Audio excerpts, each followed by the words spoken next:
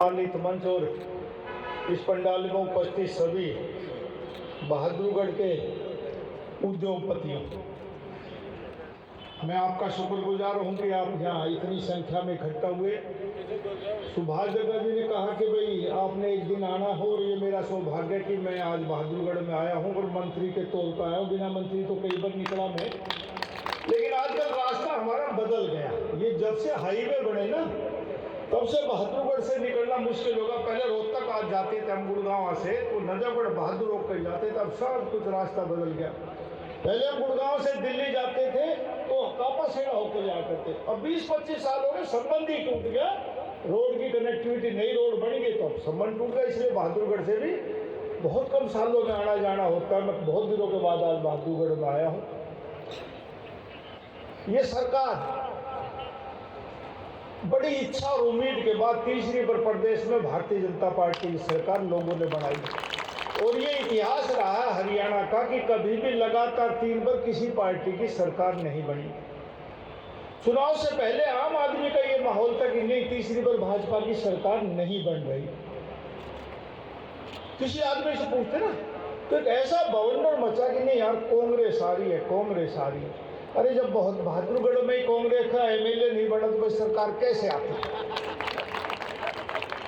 आप ये अंदाजा लगाओ। ये तो मैं कांग्रेस का गढ़ मानता था, यूं कहते ना भाई कांग्रेस कुछ नहीं, भाई बिना हुड्डा के कांग्रेस नहीं, जो कुछ है वो हुड्डा कांग्रेस है। ये आम आदमी हरियाणा का कहा करता, खास तौर से जाट बिरादरी के लोग कहा करते। आज वही जाट बिरादरी के भाई लोग कह रहे हैं कि हुड्डा रहेगा तो कांग्रेस कभी भी ना आवे। ये 3-4 महीना फर्क देखो। ये मैं पंचायती बात कह रहा हूँ, आम आदमी से बात कर लो। चुनाव से पहले हर आदमी कहता था यार कांग्रेस है ही ना हरियाणा में, तो हरियाणा में हुड्डा कांग्रेस है। और आज सब ये कहने लगे कि हुड्डा रहेगा तो कांग्रेस ना। और मैं कह के जा रहा हूँ कि ये नायब सैनी जो हरियाणा में मुख्यमंत्री बना, ये 11वां मुख्यमंत्री है हरियाणा का। इससे पहले 10 मुख्यमंत्री बने, और ये मेरा सौभाग्य रहा कि मैंने 7 मुख्यमंत्री की कैबिनेट में काम किया है। सारे मुख्यमंत्री ने अपने अपने समय पर अच्छे काम किए, लेकिन नायब सैनी एक्चुअल में नायब आदमी है। ये काम तो करेगा करेगा, हंसमुख, मिलनसार। अब कभी भी जाओ इसके चेहरे पर मुस्कुराहट मिलेगी जो किसी मुख्यमंत्री के मिलती नहीं थी। इतना पजल होते थे जिनके साथ हमने भी काम किया। बहुत से मुख्यमंत्री तो बात भी नहीं करते थे, लेकिन नायब सैनी रात को 11 बजे, ईमानदारी से मैं बताऊं, सरकार बने आज 101 दिन हो गए। आज कोई 60 दिन हमारा विधानसभा का सत्र चला, 2-1.5-2 महीने हो गए मिनिस्टर बने। हमारी कभी बिना कैबिनेट के बात ही नहीं हो पाई। मैंने कहा छोटे भाई बात करिए 5-7 मिनट। उस दिन विधानसभा का सत्र चला, उन्होंने कहा कि यार बड़ी भीड़ है, रात को 10 बजे आ जाओ। कोई दिक्कत नहीं, 10 बजे हम 10 मिनट बात कर दिए। मैं 10 बजे गया, रात को तो 500 आदमी खड़े। अब मैंने सोचा मैं इसकी 10 मिनट लूंगा, 500 आदमी मेरी गाड़ी देगा, मैं तो अपना वापस ही आ गया। तो एक ऐसा मुख्यमंत्री जो हर टाइम अवेलेबल हो, आप उसको रोज टीवी पर देखते होंगे, अखबारों में फोटो देखते होंगे। हम तो हफ्ते में 3-4 बार मिल लेते हैं, इसलिए उसके कितने ही आदमी मिलो, उसके माथे पर आपको सेकंड नहीं मिलेगी। तो एक ऐसा मुख्यमंत्री इस प्रदेश को भारतीय जनता पार्टी ने दिया है। और साथियों, भारतीय जनता पार्टी की देश में तीसरी बार सरकार बनी, हरियाणा में तीसरी बार सरकार बनी, और ये कोई जबरदस्ती मोहर नहीं लगी है। कांग्रेस वाले तो कहते साहब ईवीएम में गड़बड़ कर दें। अरे ईवीएम में गड़बड़ करते तो दिल्ली में 2 बार सरकार बीजेपी खिलाफ क्यों बढ़ जाती? आप सोचो, दिल्ली में पूर्ण बहुमत की सरकार हमारी क्यों नहीं बन जाती? जो हार जाता वो कोई न कोई मतदाताओं को ना कह करके आप लोगों ने हमें नकार दिया, वो ईवीएम की मशीन पे कह देता है कि मेरा कसूर नहीं है, ये ईवीएम की मशीन का कसूर है। मगर कसूर तो हो ना, हरियाणा की जनता ने तुम्हें पसंद नहीं किया। लोग बीजेपी को चाहते थे, बीजेपी की सरकार बना दी। आप इतने लोग बैठे, ईमानदारी से बताओ ईवीएम में गड़बड़ हो सकती है क्या? सोचो।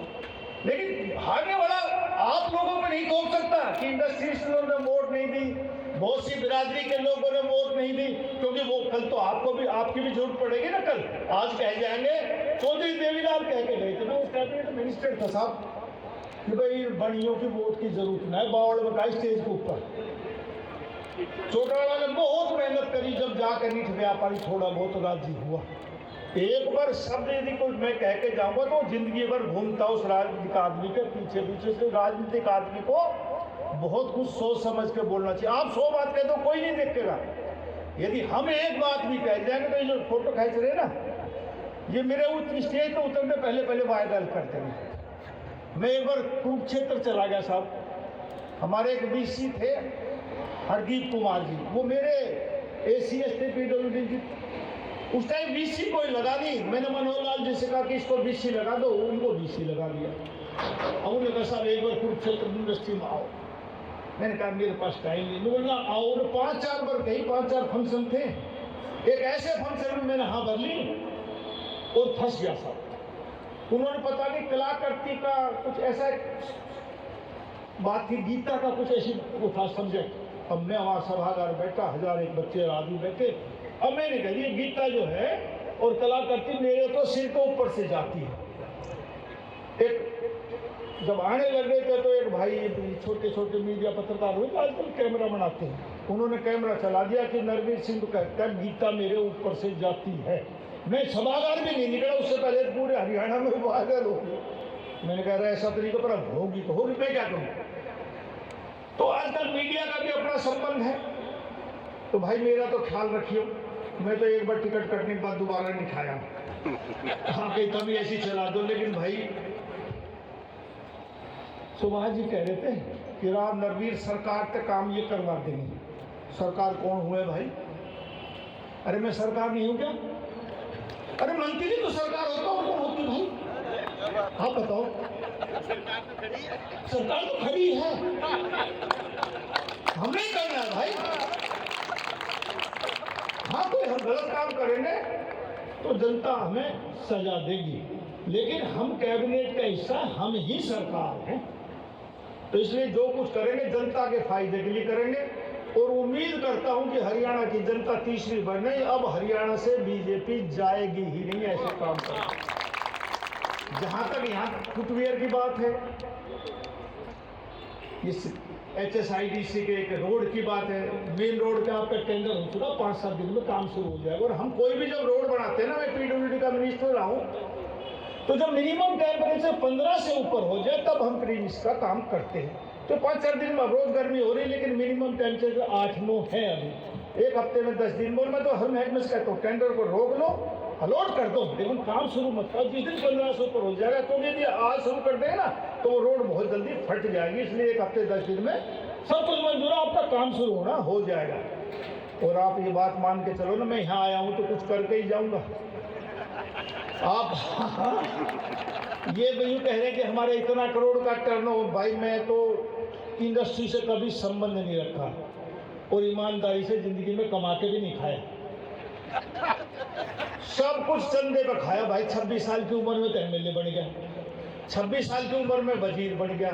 बाप दादा की जायदाद थी, घर का काम चलता, चुनाव लड़ता हूँ चंदे पे। इतना चंदा आता है ईमानदारी, सबसे कम चंदा आपके आया। और उस विधानसभा से विधायक बना जो हिंदुस्तान की हरियाणा की सबसे बड़ी विधानसभा और हिंदुस्तान के सबसे ज्यादा पैसे वाले लोग मेरी विधानसभा में रहते हैं। दुनिया भर के लोग वहां रहते हैं, मशहूर दुनिया भर के, DLFS 1, 2, 3, 4, सुशांत लोग, सारा पोस्ट इलाका। लेकिन वहां जो लोग रहते हैं भाइयों, उनको नरवीर सिंह से कोई काम नहीं, उनको मंत्री से काम है, उनको मुख्यमंत्री से काम है। मेरे इलाके के लोगों को ये तो लग रहा था कि नरवीर सिंह MLA बन रहा है, लेकिन ये लग रहा था कि सरकार नहीं बन रही, इसलिए कोई चंदा देने ही ना आया।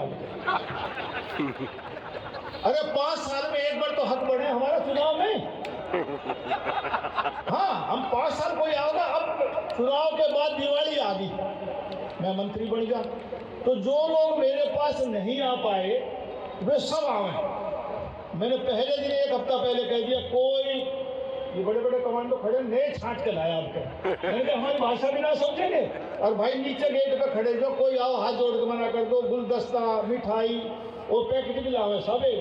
और मेरे यहाँ तो गिनिया चले, 100 गिनी एक आदमी दे जाए। तो मतलब अब है रिश्वत, अब नहीं लूंगा तो किसी की माला फूल कुछ नहीं लिया आपका मैंने करना, अब नहीं लूंगा तो काम चल गया मेरा। तो हम अब कोशिश करेंगे आपके सब भले करने की। एक नया पार्क कहोगे ना आप, इंडस्ट्रियल टाउनशिप, एक फुटवेयर की नई टाउनशिप बना देंगे आपके। पहले लोग कहा करते, जब मैं राजनीति में आया शुरू में 87 में एमएलए बना, मंत्री बना, और 10-15 साल तक वो कहते थे हरियाणा कृषि का राज्य है, कृषि प्रधान राज्य है। आज भी कहते होंगे लोग, लेकिन मैं इसका उल्टा मानता हूं कि कृषि प्रधान देश होने के बाद देश तरक्की नहीं कर सकता। आज की दुनिया में जो चलन है ना, उसमें आप जब तक इंडस्ट्री को बढ़ावा नहीं दे, वो प्रदेश देश तरक्की नहीं कर सकता।